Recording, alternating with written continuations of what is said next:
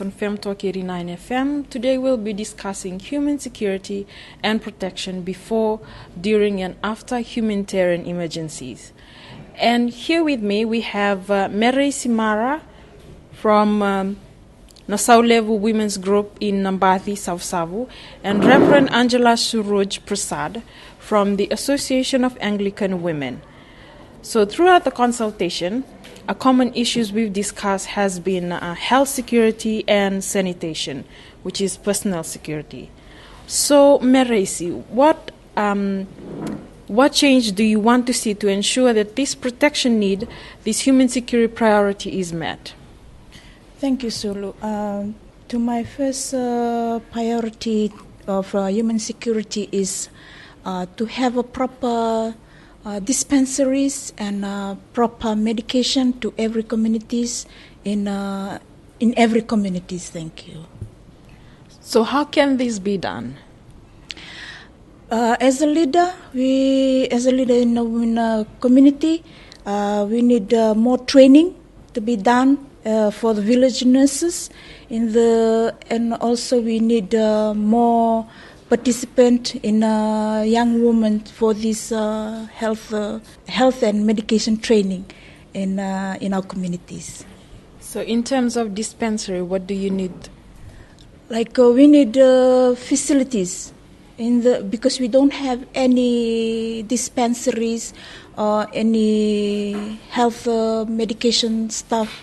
We need and we don't have it, so we need this medication, bandages, proper facilities in our community. Thank you. So in terms of dispensaries and medications and village nurses, why do you need this to be done in your community? Especially we need this because the village nurses are the first people to attend this village requirement.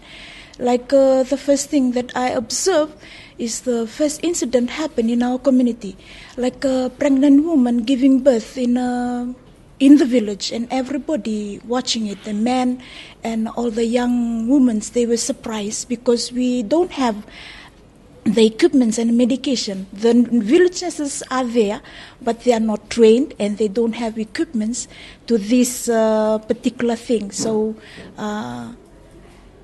that's why we need these village nurses to have this more training. Thank you. Reverend Angela, so what are some of the changes you want to see to ensure that the protection need these human security priorities in your community? Thank you, Sulu.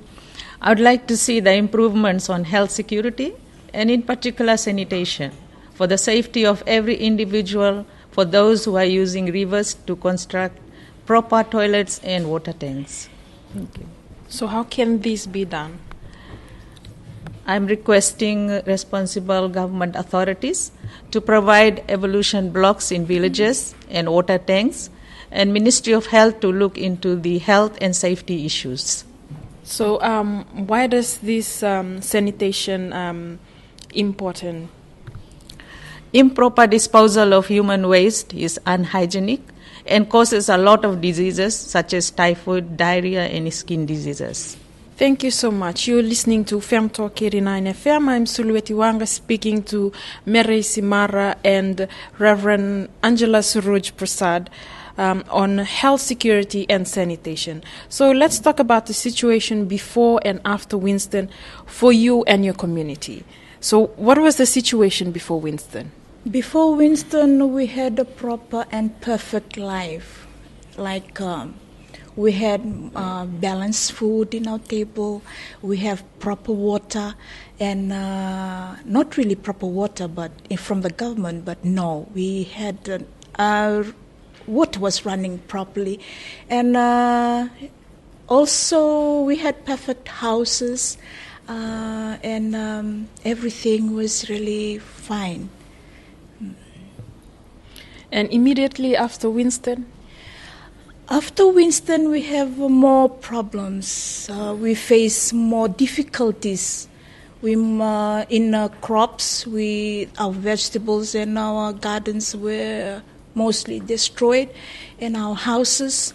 We couldn't attend any other meetings or any other families because we have difficulties facing as a woman. We have no time to go through any other occasions. And now, 5 months on?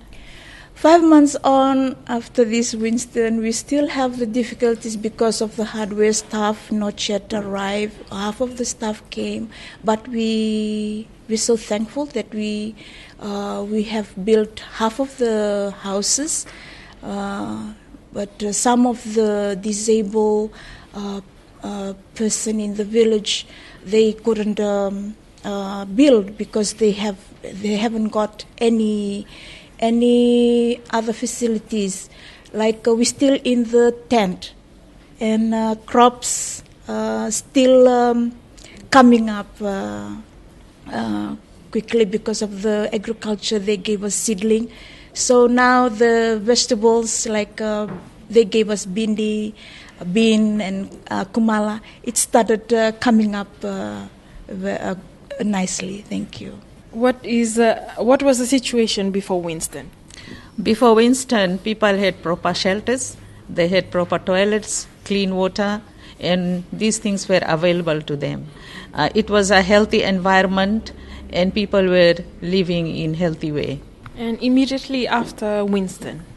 After Winston, there was a lot of damage. A lot of people lost their shelters. Most of the toilets were destroyed in the villages, and rivers were used which contaminated the water, and clean water wasn't there for them. Okay. And now, 5 months on? 5 months has gone and nothing much has been done. Still no proper toilets and no proper shelters. Only some houses have been built, and people are still using rivers and bush. There is no privacy. So we've talked about what women want to see. So how are women leading the responses in the community to address these issues? We take our issues to the Mbosiwa Koro and also the health departments, but there were no response. So what are some of the barriers to women in decision making or being consulted so that their solutions are taken into account? The barriers that we face in the community is like the voices of the women are not heard, like in the Mbosiwa Koro and also in the local governments, in every departments, like we are left out. And also the women are not enough empowerment. Thank you. So lastly, how can we support women's initiative to make the change we want to see? As a woman, we need more training for empowerment and more consultation to a role model so that we can get more women to participate and also to show our daughters they are coming up so that they can know what our women are capable of. Thank you. So, Reverend Angela, how are the women leading the responses in the community in terms of the sanitation issues that you've addressed? Thank you. They are speaking to the concerned authorities, but with no results. No one is listening to them. They take down notes, they make their reports, but nothing much has been done. What are some of the barriers to women's decision making or being consulted so that their issues are taken into account? One of the barriers is the society's perspective of how women should behave has shut them from speaking out, and therefore women are not empowered to take part in decision making. So lastly, how can we support women and women initiatives to make the change we want to see? We need more women to be included in decision making, and women's group be contacted for information and empower each other by building confidence to have human rights. Thank you. Thank you so much. That was Mereisi from Suruj Women's Group Nabaci in Savusavu, and Reverend Angela Suruj Prasad from the Association of Anglican Women. for talking to us on Fem Talk 89 FM.